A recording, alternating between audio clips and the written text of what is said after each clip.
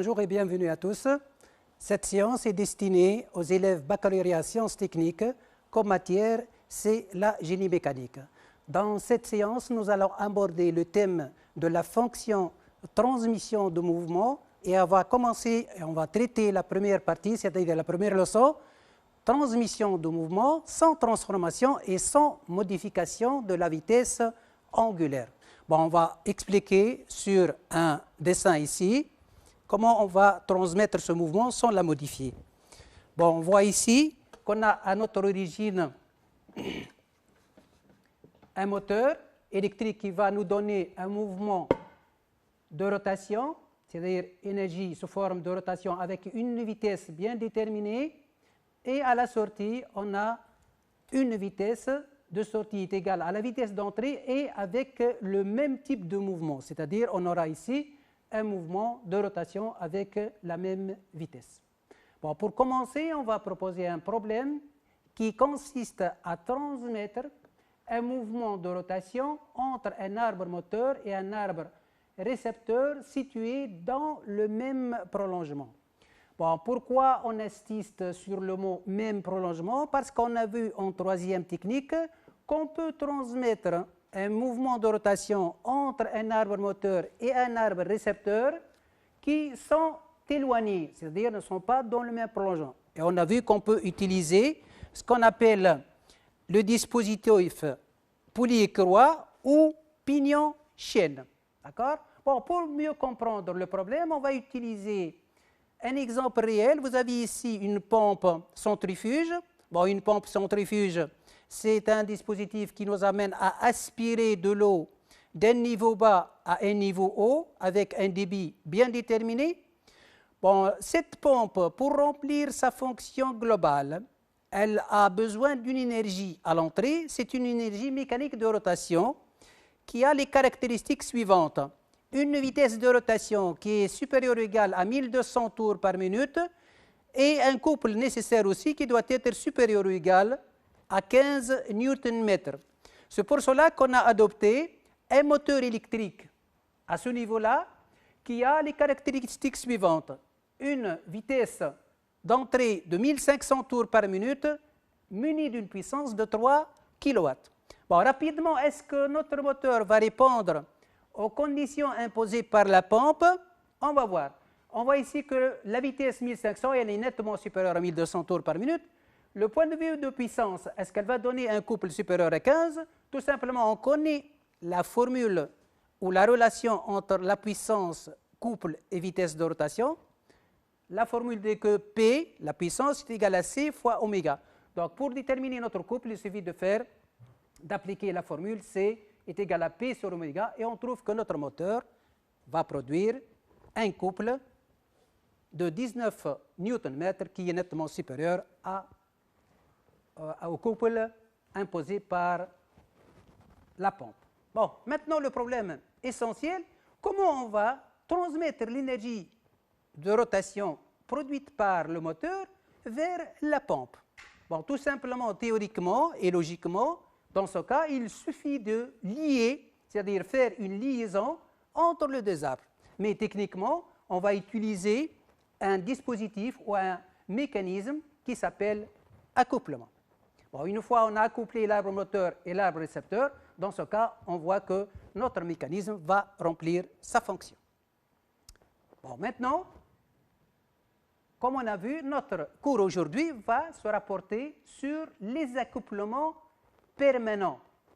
Pourquoi on parle de permanent? Parce que, dans ce cas, on ne peut pas isoler l'arbre moteur de l'arbre récepteur, sauf si on va faire ce qu'on appelle un démontage complet du mécanisme. Bon, comme définition, et comme on a vu précédemment dans notre problème, ces accouplements sont utilisés pour transmettre un mouvement de rotation entre un arbre moteur et un arbre récepteur situés dans le même prolongement, comme on a indiqué précédemment. Bon, ce qui nous intéresse aujourd'hui, c'est le symbole. Pourquoi le symbole? Parce que vous connaissez qu'en mécanique, on représente beaucoup de schémas cinématiques dans lesquels on représente les symboles des liaisons tels que liaison pivot ou glissière, etc. Maintenant, dorénavant, si on trouve des accouplements, on va mettre le symbole. Ici, vous avez le symbole général des accouplements et on va voir par la suite que chaque type a un symbole bien déterminé. Voilà. Maintenant, une fois on a accouplé l'arbre moteur et l'arbre récepteur, pratiquement, on sera en face de cet état-là. Bon, si on regarde précisément à ce niveau-là, on remarque que l'arbre moteur et l'arbre récepteur ne tournent pas rond. D'où il parvient ce mauvais fonctionnement, il parvient des défauts d'alignement des arbres. Bon, ce défaut, il va provoquer ou il a pour conséquence la défaillance des paliers, c'est-à-dire au niveau de guidage en rotation, s'il y a palier lisse ou il y a déroulement. Aussi, à une grande vitesse, on a une vibration importante. La même chose, on peut détériorer ou il y aura une défaillance au niveau de joint. Bon, pour remédier à ce problème, on doit savoir quels sont les défauts qui existent dans le cas d'un accouplement entre un arbre moteur et un arbre récepteur situé dans le même prolongement et on passe à l'étude des alignements des arbres. Voilà.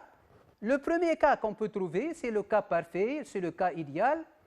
Entre l'arbre moteur et l'arbre récepteur, il n'y a aucun défaut d'alignement. Donc, regardez, c'est le cas idéal.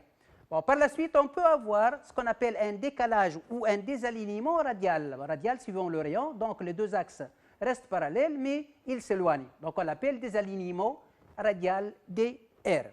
Le deuxième défaut qu'on peut avoir, ou un déplacement de l'arbre suivant l'axe. Donc, les deux axes restent dans le même prolongement, mais il y a ce qu'on appelle désalignement axial DA. Le troisième défaut qu'on trouve ici, comme ça se voit, c'est un désalignement suivant un angle, donc on l'appelle un désalignement angulaire d'alpha. Et enfin, à ce niveau-là, on peut avoir un défaut sous forme d'un écart angulaire en torsion. Voilà. Pour remédier à tous ces problèmes, on va voir quels sont les types d'accouplement utilisés. Donc ici, on va voir les types d'accouplement. Généralement, ici, on distingue trois familles. Pourquoi généralement? On va voir par la suite qu'il y a d'autres types. Bon, il y a la première famille où se trouvent les accouplements rigides, donc qui assurent un encastrement entre les arbres, les rendant coaxiaux. Par la suite, il y a les accouplements élastiques qui permettent d'accepter certains désalignements et décalages des arbres. Par la suite, des accouplements positifs, ou on l'appelle flexibles aussi, qui n'acceptent pas d'élasticité en torsion. Bon, on va définir un par un par la suite. Voilà. On va commencer par l'accouplement rigide. Bon, ce type d'accouplement exige un alignement parfait ou un alignement correct entre l'arbre moteur et l'arbre récepteur. C'est-à-dire, on ne peut pas utiliser ce type d'accouplement s'il y aura un défaut d'alignement entre les arbres. Aussi, on va revenir au symbole de l'accouplement rigide. Bon, on utilise le symbole général comme on a vu précédemment et on ajoute deux croix ici. Une croix à l'entrée et une croix à la sortie. C'est le symbole d'un accouplement rigide. Bon, l'objectif de notre leçon aujourd'hui, c'est de déterminer les solutions constructives. On va avoir un bagage technique pour déterminer les solutions constructives. On passe maintenant aux solutions. Bon, on trouve, d'une manière générale, une solution très simple. Vous avez l'arbre moteur ici et l'arbre récepteur qu'on voit en 3D, l'arbre récepteur, l'arbre moteur, et on utilise un manchon. On l'appelle une douille. Bon, c'est quoi un manchon? C'est une pièce cylindrique creuse ou un tube métallique. Bon, la première solution qu'on peut utiliser, on peut faire un ajustement avec serrage. Vous voyez ici, ajustement serré entre l'arbre moteur et le manchon, aussi entre l'arbre récepteur et le manchon. Bon, ici, la transmission, elle est faite par adhérence. On peut utiliser une deuxième solution. Donc, on va mettre l'ajustement entre l'arbre moteur et l'arbre récepteur, un ajustement glissant, et on peut ajouter des cordons de soudure. Mais dans ce cas, la solution, elle va nous amener à ce qu'on appelle un encastrement non démontable. La troisième solution, on peut presque utiliser la même chose, mais au lieu de cordon de soudure, on peut utiliser une colle spéciale pour faire l'assemblage entre l'arbre moteur et l'arbre récepteur. Une autre solution dans laquelle on va utiliser des pièces rapportées, toujours notre manchon et on va apporter des goupilles. Bon, ici, on dit que les extrémités des arbres sont ajustées dans un manchon, on l'appelle douille aussi, puis goupillées. Bon, vous voyez ici, l'arbre récepteur, l'arbre moteur, donc sont ajustés dans un manchon, puis goupillés. Donc, on va mettre deux goupilles, c'est-à-dire deux pièces cylindriques montées dans des plans orthogonaux, d'accord? Ces deux pièces vont transmettre le mouvement de rotation entre l'arbre moteur et l'arbre récepteur. On dit ici que les deux goupilles travaillent au cisaillement et offrent une certaine sécurité en cas de surcharge. On peut l'appeler fusible mécanique.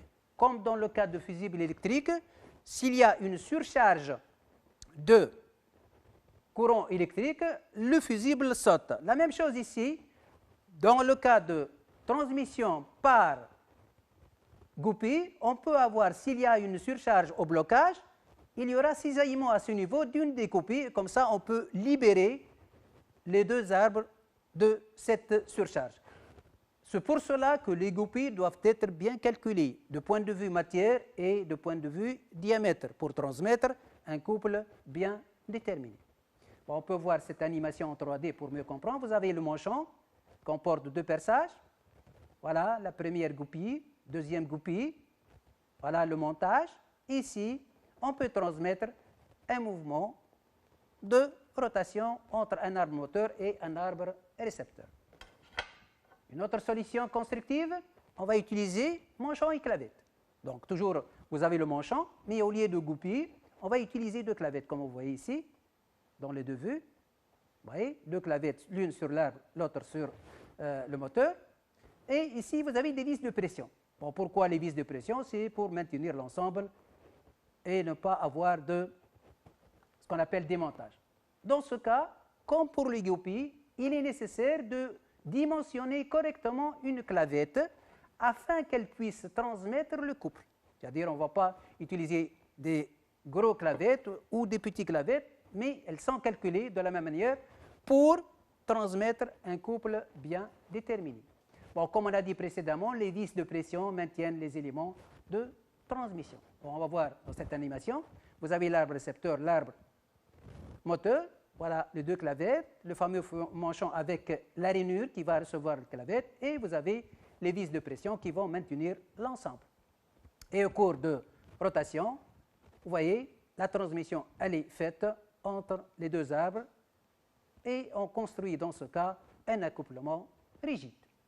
Voilà, on passe à notre accouplement, le fameux accouplement à plateau. Ici, c'est un accouplement très utilisé.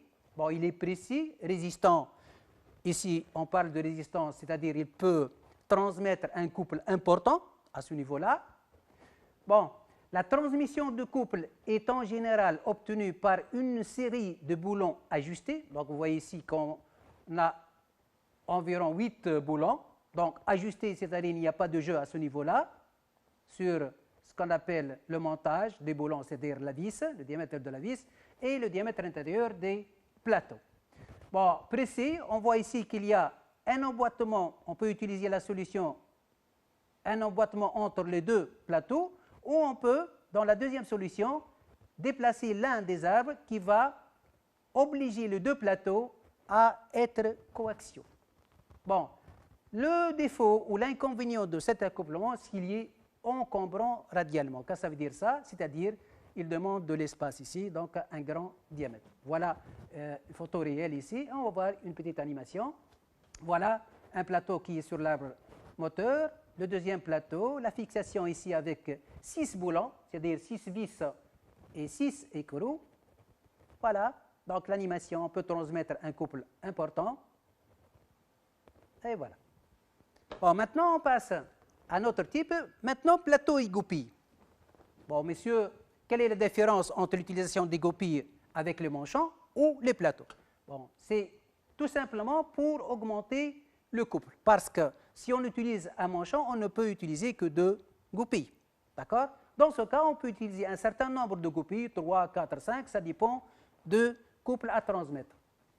Voilà, la transmission de couple est en général obtenue par une série de goupilles ajustées Bon, utilisé pour des couples importants suivant le nombre de copies. Vous voyez ici, suivant le nombre de copies, on peut transmettre un mouvement à une puissance bien déterminée.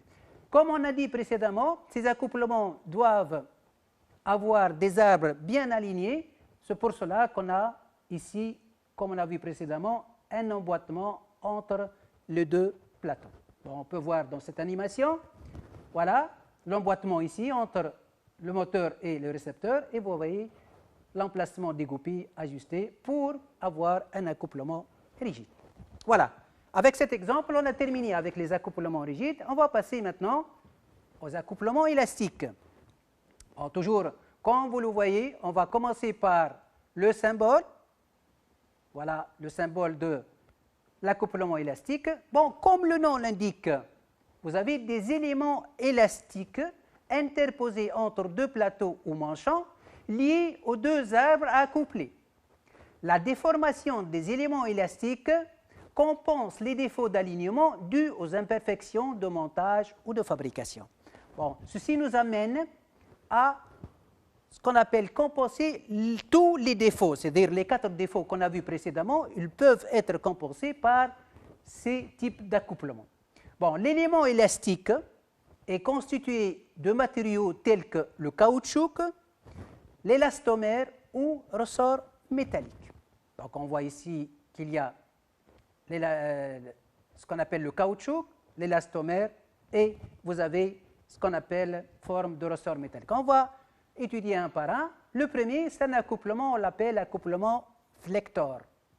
Vous voyez ici, vous avez le manchon métallique ici de l'arbre moteur, l'arbre récepteur. Entre les deux, il y a ce plateau qui peut être en caoutchouc ou en élastomère.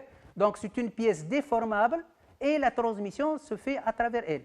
La même chose, on peut avoir une autre forme de plateau, donc deux plateaux en élastomère, et on va voir dans cette animation l'accouplement flecteur. Donc on va monter le premier manchon avec clavetage, voilà.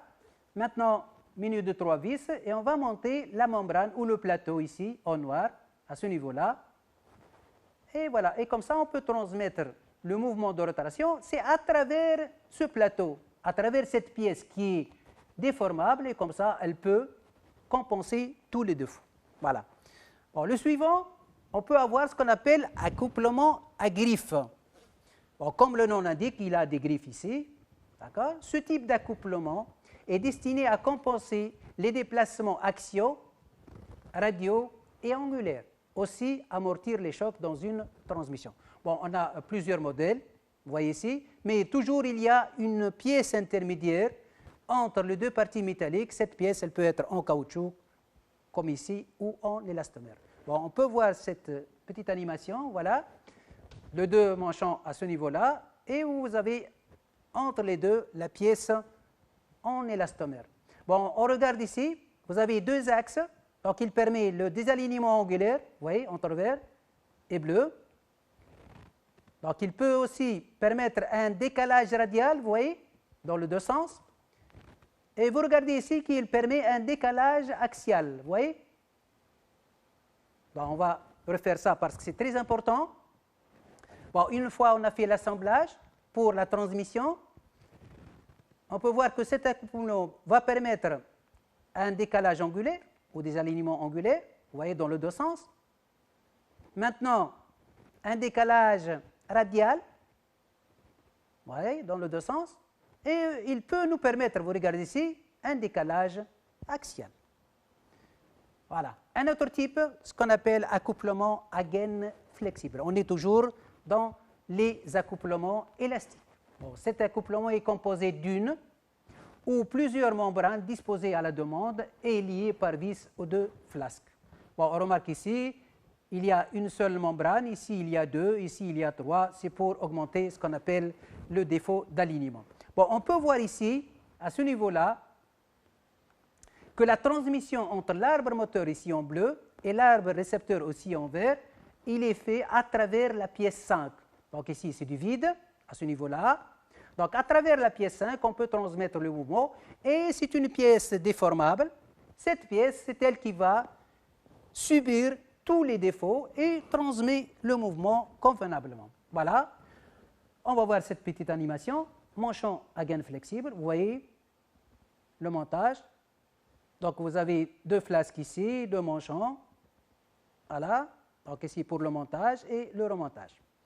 Bon, ce type d'accouplement peut aussi transmettre un couple important, suivant la grandeur. Et voilà comment on peut transmettre. Et comme on a dit précédemment, la transmission, elle est à travers cette pièce. C'est-à-dire, elle n'est pas métal-métal, mais plastique-métal. Bon, les suivants, on va voir ce qu'on appelle la même chose, un manchon radiaflex. Bon, l'accouplement est composé de plusieurs plots élastomères liés par vis aux deux flasques. Bon, ici, c'est utilisé pour transmettre des couples importants ici. Comme on le voit, vous avez ici deux flasques et entre les deux, il y a des plots en élastomère. La même chose, la transmission ici, c'est du métal entre la pièce 1 et la pièce 9 et entre les deux, la pièce 5, elle est en métal déformable, ou ce n'est pas en métal, mais en matière déformable, soit en caoutchouc, soit en élastomère, et toujours c'est elle qui va récupérer ou subir ce qu'on appelle les défauts d'alignement. On va voir une petite animation. Voilà les plots en élastomère ou en caoutchouc, et la transmission se fait à travers ces éléments. Bon, le dernier exemple, ce qu'on appelle l'accouplement Panamish multibine. C'est un accouplement métallique, vous voyez, c'est tout en métal. Bon, comment on va voir une pièce métallique qui est déformable ou élastique? Donc, on va créer une forme de ressort à ce niveau par un profilé hélicoïdal, forme de ressort, généré par usinage d'une gorge en hélice débouchante dans un tube cylindrique. Vous voyez, donc, sous forme de ressort, et on va voir l'animation suivante. Voilà, c'est une pièce totalement métallique. Voici les gorges, la forme de ressort, et voilà, elle peut transmettre le mouvement tout en compensant les déformations ou les désalignements ou les défauts que peut avoir entre l'arbre moteur et l'arbre récepteur. Voilà. Avec cet exemple, on a terminé avec les accouplements élastiques. Maintenant, on va passer à notre type. Ce sont les accouplements positifs, ou on l'appelle aussi flexibles. Bon, tout simplement, comme c'est indiqué, ces accouplements proches des accouplements élastiques, acceptent certains défauts d'alignement à l'exception de l'écart angulaire, c'est-à-dire ne permettent pas l'écart angulaire, c'est-à-dire la torsion. Bon, on peut trouver ce qu'on appelle l'accouplement à souffler, le fameux joint d'Oldham, où on peut avoir ce qu'on appelle accouplement à denture bombée, ou on peut avoir aussi le fameux joint de Cardon. Bon, on va étudier un par un. On va commencer par l'accouplement à souffler. La même chose, on peut voir ici au cours de fonctionnement un désalignement, vous voyez, angulaire, vous voyez, dans les deux sens. Vous voyez, un désalignement radial, vous voyez, dans le deux sens, voilà, tout en étant métallique. Donc, c'est un accouplement à souffler et il entre dans les accouplements positifs. Mais on ne peut pas avoir ce qu'on appelle un écart angulaire en torsion. Le deuxième exemple, on a dit joint d'Oldham. Bon, la transmission entre deux arbres présentant un décalage radial, DR. Bon, la transmission est homocinétique. Qu'est-ce que ça veut dire ça? C'est-à-dire aucune variation de vitesse entre l'arbre moteur et l'arbre récepteur. Bon, dans le marché, on peut trouver plusieurs modèles. Bon, vous avez toujours, on a deux plateaux ou deux manchons de chaque côté, l'une sur l'arbre moteur, l'autre sur l'arbre récepteur. Bon, pour la conception, par exemple, ici, on a une pièce presque carrée. Dans cette conception, on trouve une noix entre deux plateaux. Bon, sur cette noix, on trouve deux rainures. Et ici, vous avez des languettes sur l'une des plateaux. On peut avoir une troisième conception et on peut avoir une autre conception comme ce joint d'Oldham. Bon, tout d'abord, vous voyez qu'il y a un décalage radial entre l'arbre moteur et l'arbre récepteur. C'est-à-dire les deux arbres sont un peu éloignés mais parallèles. Et la noix ici en rouge au milieu, c'est elle qui comporte des languettes et les deux plateaux il comporte des rainures. Donc c'est une autre conception. Bon, le défaut de cet accouplement, qu'il ne peut pas produire une ou transmettre une grande vitesse. Pourquoi? Parce que vous voyez ici, il y a un déséquilibre. À grande vitesse, il y aura ce qu'on appelle une très grande vibration. Donc, il est utilisé pour les faibles vitesses. On passe maintenant à l'accouplement à denture bombée. Vous voyez le symbole ici, à ce niveau-là. Bon, il supporte des alignements angulaires dα et axiaux dA. Bon, modérés, c'est-à-dire on ne peut pas augmenter, obtenus grâce à la forme bombée de la denture. Bon, si on regarde à ce niveau-là, vous voyez la forme bombée de la denture, ici. Donc, c'est elle qui va permettre ce qu'on appelle le décalage angulaire et un décalage axial. Bon, vous voyez ici la composition du système. Vous avez deux, comme des roues dentées ou deux manchons où il y a des dentures bombées à ce niveau-là, montées sur l'arbre moteur et l'arbre récepteur. Aussi, le manchon doit avoir des dentures intérieures pour le montage. D'accord? Des dentures à l'intérieur et des dentures sur les deux manchons. Voilà, on va voir l'animation pour mieux comprendre. Voilà. Donc, à ce niveau-là, vous voyez, il va permettre un décalage, vous voyez, angulaire, comme il peut avoir ce qu'on appelle un décalage axial, comme c'est indiqué ici, des alignements axial et angulaire. Voilà. Toujours, ce type d'accouplement ne permet pas ce qu'on appelle un écart en torsion. C'est-à-dire qu'on ne peut pas avoir l'avancement de cette pièce dans un sens ou dans l'autre par rapport à l'autre pièce. Maintenant, on va traiter le joint de cardan. Bon, le joint de cardan, il a un symbole spécifique comme ceci, vous le voyez. Bon, c'est un cas spécial, donc permet aux arbres d'avoir une liberté angulaire variable et relativement importante au cours de fonctionnement. Si on s'intéresse à cette animation du joint de cardan simple, on peut remarquer que la transmission, elle continue même si l'angle ici, il peut arriver à 60 degrés. Donc ici, vous avez une fourche sur l'arbre moteur, une autre sur l'arbre récepteur, et entre les deux, il y a un croisillon sous forme de symbole plus. Donc on l'appelle croisillon. Et vous voyez qu'on peut augmenter l'angle de décalage entre l'arbre moteur et l'arbre récepteur. Bon, on voit maintenant les composantes. Vous voyez ici le croisillon. Donc vous avez des cylindres orthogonaux, perpendiculaires. Chaque cylindre il est guidé en rotation sur une fourche. Donc vous avez une fourche à ce niveau-là. Donc elle va supporter ces deux cylindres. Et pour les autres, ils vont être logés dans les trous de fourche abrite. Bon, le guidage doit être précis. C'est pour cela qu'on a utilisé à ce niveau des roulements à aiguille. Bon, on va voir dans cette animation de joint simple ou joint de cardan simple. Bon, comme la transmission, elle va nous permettre d'avoir un angle très important. Vous voyez ici, c'est un décalage angulaire qui arrive même à 60 degrés, mais ça présente un grand inconvénient, c'est ce qu'on appelle, il n'est pas homocénétique. Donc, les vitesses angulaires instantanées ne sont pas les mêmes pour les deux arbres. Donc, la transmission n'est pas homocénétique. Comme on le voit ici, dans cette représentation, vous avez l'arbre d'entrée, il tourne à une vitesse constante, c'est-à-dire à tout instant, on peut avoir la même vitesse, mais pour l'arbre de sortie ici, suivant l'angle, c'est-à-dire si on a ici pi sur 2, pi, 2pi sur 3, d'accord?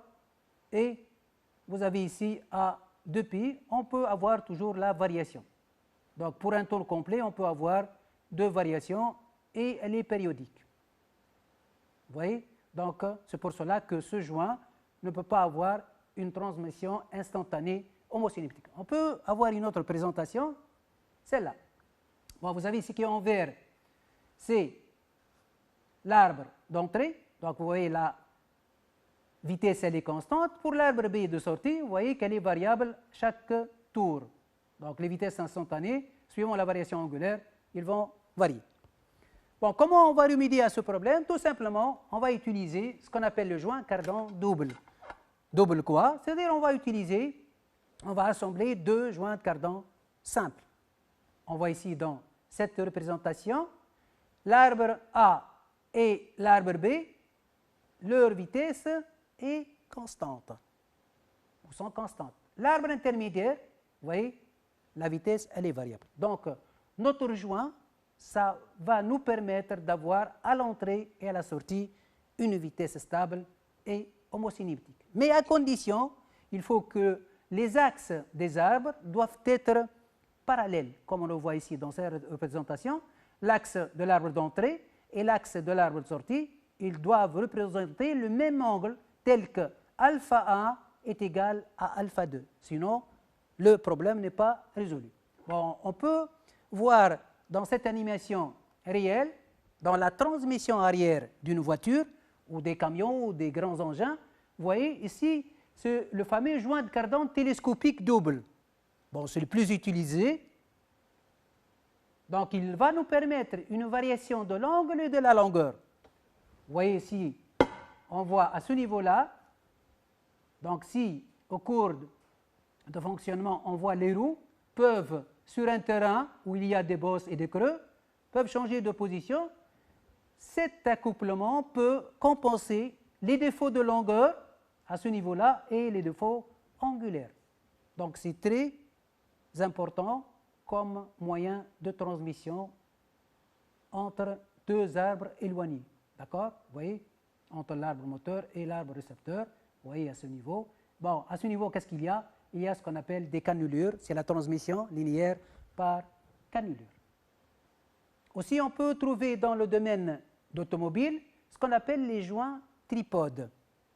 Voilà, il permet une transmission homosynétique sans utiliser de ce qu'on appelle joint. Donc, c'est un joint spécial. On voit ici, il est composé de ce manchon qui comporte trois chemins sphériques à 120 degrés. D'accord? Ici, trois sphères ou trois portions de sphères qui sont guidées dans les chemins sphériques. Voilà, à ce niveau-là, on voit qu'on peut transmettre le mouvement avec un décalage angulaire, comme dans cette animation aussi. Autre type de joint utilisé dans l'automobile, domaine de l'automobile, ce qu'on appelle le joint de cardan automobile à billes. Alors, comme on a vu avec des sphères, on peut utiliser ici des billes. Bon, cette animation, elle représente, elle assimile ce qu'on appelle la roue d'une voiture. Donc ici, la roue, elle est montée à ce niveau-là. Ici, l'arbre moteur, et on voit qu'on peut changer la direction de la roue tout en transmettant le mouvement. C'est-à-dire, lorsqu'on est au cours de déplacement sur une voiture, on peut changer la direction, c'est-à-dire tourner les volants, et comme ça, la transmission, elle est transmise par un seul joint, ce qu'on appelle joint de cardan spécial. Et on le voit dans cette deuxième animation. Bon, chaque bille, elle a ce qu'on appelle un parcours, un chemin à poursuivre. Bon, on peut le rapprocher à une liaison, ce qu'on appelle rotule, mais qui ne permet pas ce qu'on appelle le décalage ou l'écart torsionnel. Voilà. Bon, jusqu'ici, on a terminé avec les accouplements. Maintenant, la question qu'on se pose, en cas de surcharge, on a vu qu'on peut cisailler des goupilles, qu'on peut cisailler des clavettes, et qu'on peut parfois, s'il y aura cisaillement, on peut même détériorer l'un des équipements de la chaîne de transmission, même le moteur ou autre organe. Maintenant, la question est comment protéger la chaîne de transmission. C'est pour cela qu'on va voir ce qu'on appelle le limiteur de couple. Comme le nom l'indique, c'est un mécanisme, c'est un dispositif qui va nous limiter le couple à transmettre. On va commencer toujours par le symbole de limiteur de couple. Voilà la définition. C'est un dispositif de sécurité, c'est très important, en cas de surcharge ou blocage d'une machine.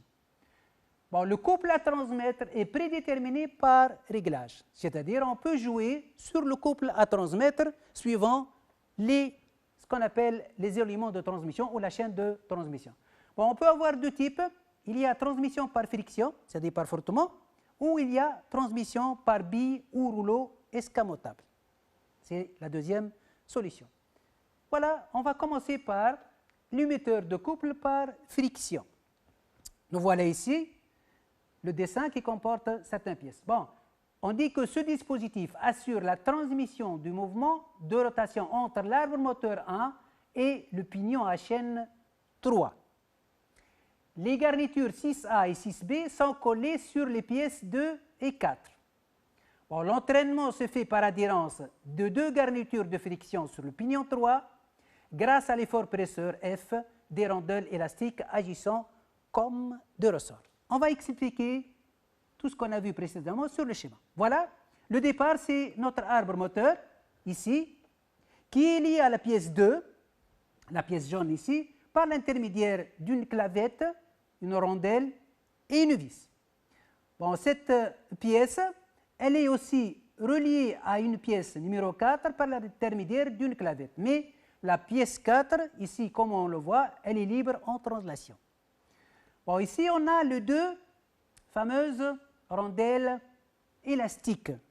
Bon, ces 2 rondelles ici, donc ils vont agir par leur élasticité sur la pièce 4 qui va agir sur les garnitures 6A et 6B, voilà, en vert ici, et cet effort va engendrer ce qu'on appelle une pression à ce niveau, et la transmission, elle est faite par adhérence. Donc, il y aura ce qu'on appelle friction à ce niveau-là. Bon, comme on a dit, si je reviens, les 2 garnitures sont solidaires. Donc, l'une est collée sur la pièce 4 et la deuxième, elle est collée sur la pièce 2.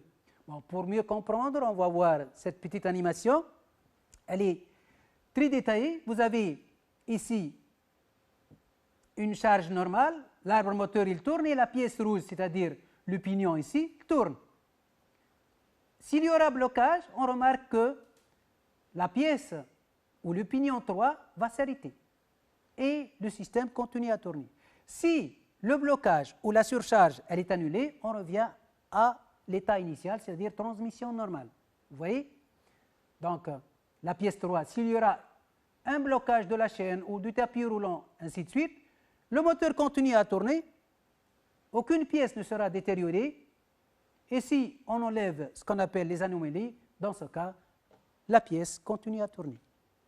Donc vous voyez la nécessité, et qu'est-ce que ça veut dire? C'est un dispositif de sécurité. Voilà, c'est un accouplement par friction. On va voir maintenant le limiteur de couple à billes. Bon, dans ce cas, au lieu d'avoir des surfaces de friction, on intercale entre les parties menantes et menées des éléments solides tels que billes ou rouleaux qui assurent la transmission de couple grâce à la présence des logements. Donc on voit ici, pour les billes, il y a des logements dans lesquels elles peuvent être implantées. Bon, lors d'une surcharge, ces éléments se trouvent entraînés hors de leur logement. Il y a des accouplements de 2 arbres. Bon, pour mieux expliquer, on va voir l'animation suivante. Voilà. Donc, c'est un limiteur de couple à billes escamotable. Bon, on va suivre cette animation. Vous voyez à ce niveau-là, si la lampe verte s'allume, c'est-à-dire qu'il y a des accouplements. Bon, vous voyez les logements des billes ici? Donc, voici désaccouplé, c'est-à-dire l'arbre moteur il est libre par rapport à l'arbre récepteur. Voilà, il y a blocage, donc désaccouplement. Comment ça se fait? Vous avez ici les rondelles élastiques. Sous l'effet des billes qui seront poussées par les logements, elles vont être compressées et comme ça on peut libérer l'arbre moteur de l'arbre récepteur. Donc ici, c'est un accouplement à billes. On peut aussi remplacer les billes par des rouleaux, c'est la même chose, c'est le même principe. Vous voyez?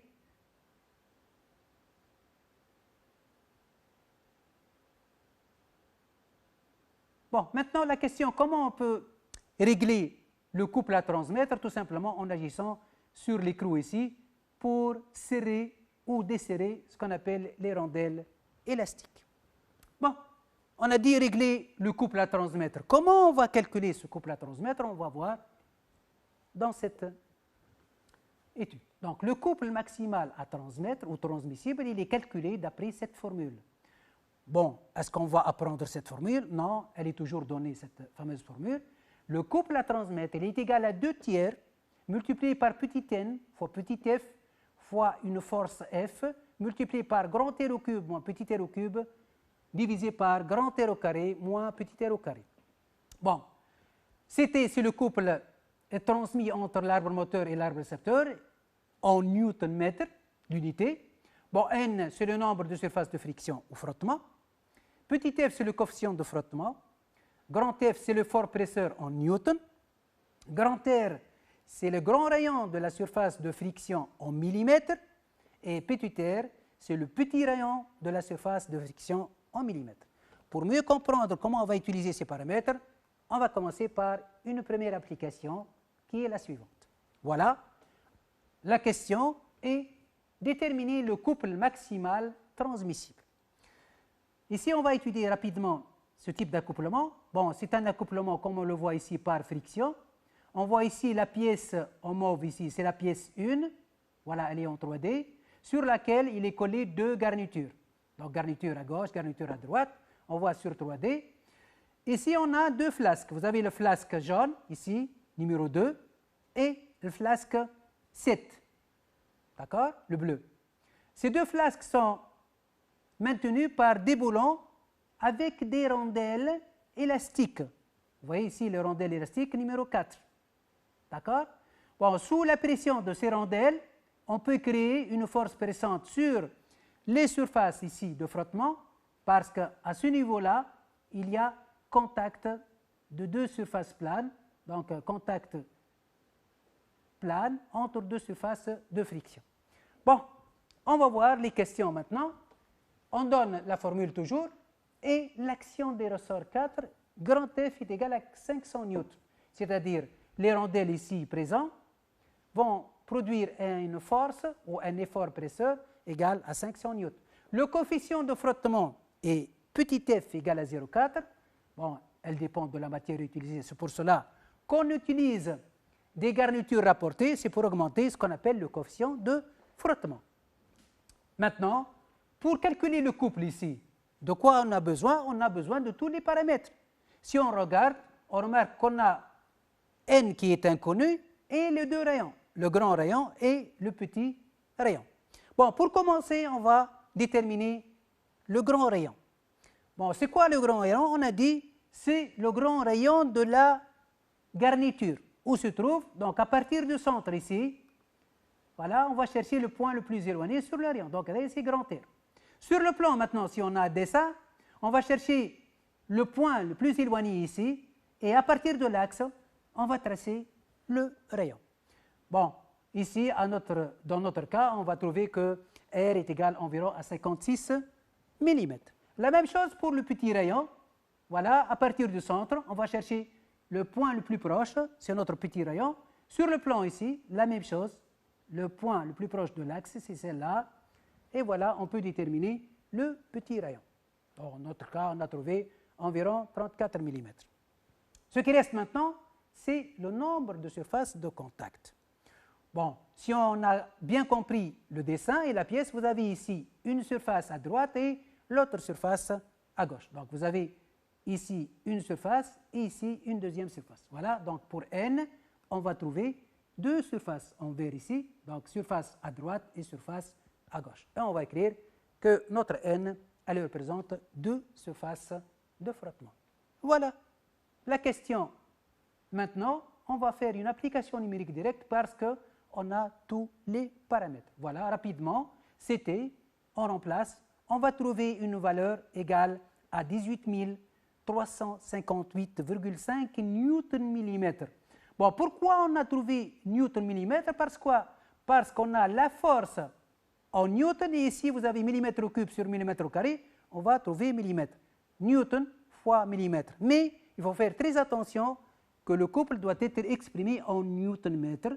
C'est pour cela qu'on doit multiplier par 10 moins 3. D'accord? La question maintenant, comment modifier le couple à transmettre dans notre cas? C'était, on a dit que ce type d'accouplement nous permet d'augmenter ou de diminuer le couple, ça dépend du cas. Bon, c'est simple. En agissant sur les écrous ici, si on avance l'écrou, c'est-à-dire si on va serrer l'écrou, on va augmenter l'effort presseur, c'est-à-dire F va augmenter, puisque dans notre formule, le couple il est proportionnel à cette force pressante, dans ce cas, on peut augmenter. Dans le cas inverse, si on desserre, si on dévisse l'écrou, dans ce cas, on peut minimiser le couple à transmettre. Je crois que c'est ça. Une deuxième application, c'est la suivante.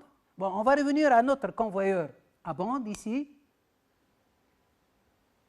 Donc, on donne, voir schéma ci-contre, la vitesse du moteur est N1 égale à 1500 tours par minute. Le couple nécessaire au convoyeur est CC égale à 20 Nm, c'est-à-dire le couple à ce niveau-là, pour transmettre la charge sur le tapis roulant, il a besoin d'un couple égal à 20 Nm. Le nombre de dents du pignon moteur est Z3 égale à 25 dents, donc le pignon 3, monté sur l'axe moteur, comporte 25 dents. La deuxième, donc le nombre de dents du pignon de convoyeur à ce niveau-là, pignon d'entraînement de convoyeur, elle comporte 75 dents. Voilà les données.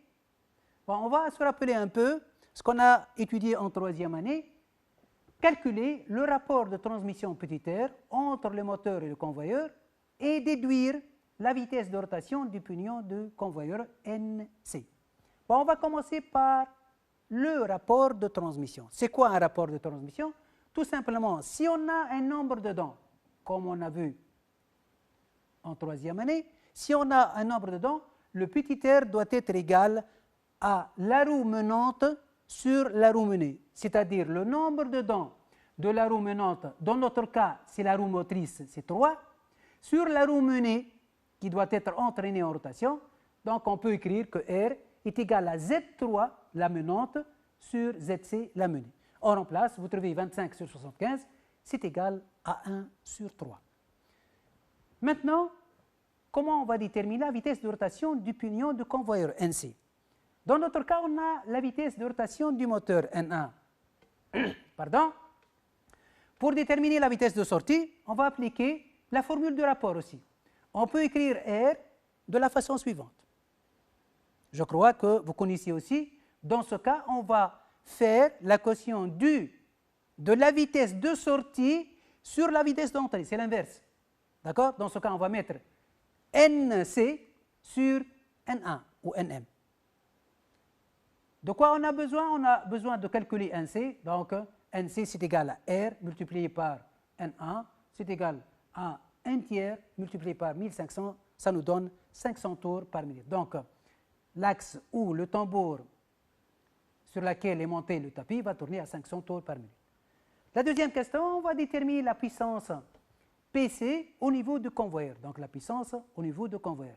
Bon, comment on va déterminer cette puissance? On connaît que la puissance P, elle est égale, comme on a dit précédemment, à C oméga, c'est-à-dire le couple fois une vitesse angulaire. Bon, qu'est-ce qu'on a ici? On a le couple, d'accord, sur le pignon d'entraînement ou sur l'axe du tambour, mais on n'a pas le oméga. Mais qu'est-ce qu'on a encore? On a la vitesse de rotation. C'est quoi oméga? Bon, on peut écrire ici la puissance est égale à oméga fois le couple, donc oméga C, c'est-à-dire de pignon de convoyeur, fois le couple de convoyeur. Avec oméga, comme on le connaît, tout le monde, est égal à pi fois la vitesse de rotation sur 30. Bon, oméga, dans notre cas, elle est exprimée en radians par seconde, et la vitesse, elle est exprimée en tours par minute. Bon, si on remplace oméga ici par pi NC sur 30, on va trouver ce résultat. Donc, la puissance au niveau de convoyeur, elle est égale à pi fois 500 fois 20 sur 30. On trouve environ 1046,6 watts. Voilà. Maintenant, on passe à la troisième question. Déterminer la puissance PM et le couple CM au niveau du pignon moteur. C'est-à-dire, on va déterminer la puissance produite par le moteur et le couple aussi. Si le rendement de transmission pignon-chaîne est égal à 0,86, c'est-à-dire 90%. Parce que toujours pour une transmission, on aura toujours des pertes et le rendement n'est jamais égal à 1. Bon, comment on va déduire ça? Juste, il faut savoir que le rendement, il est égal toujours à la puissance de sortie sur la puissance d'entrée. Dans notre cas, la puissance sortie, c'est PC, le convoyeur. Sur la puissance d'entrée, c'est PM. Bon, on a la puissance ici, PC, qu'on a calculé précédemment. Pour déterminer PM,